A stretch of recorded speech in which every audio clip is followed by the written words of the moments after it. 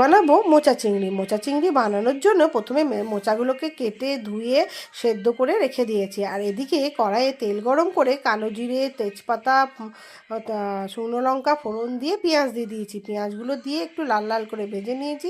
ভাজার পরে টমেটো দিয়ে দিয়েছি। টমেটোগুলো দিয়ে অল্প একটু নুন দিয়েছি। নুন দিয়ে টমেটোগুলো যেন গলে যায় ভালো করে ভাজার পরে, টমেটো পেঁয়াজ ভাজার পরে আদা রসুন কাঁচা লঙ্কা বাটাটা দিয়ে দিয়েছি। আর ওপর থেকে একটু চিংড়ি মাছ দিয়ে দিয়েছি। চিংড়ি মাছগুলো দিয়ে ভালো করে কষিয়ে জিরে গুঁড়ো, ধনে গুঁড়ো, হলুদ গুঁড়ো, লঙ্কা গুঁড়ো সব দিয়ে মশলা দিয়ে ভালো করে কষিয়ে এই সেদ্ধ করে রাখা মোচা আলু দিয়ে আবার কিছুক্ষণ কষিয়েছি। কষানোর পরে ওপর থেকে নুন মিষ্টি মিট মশলা দিয়ে ভালো করে কষিয়ে জল ঢেলে দিয়েছি।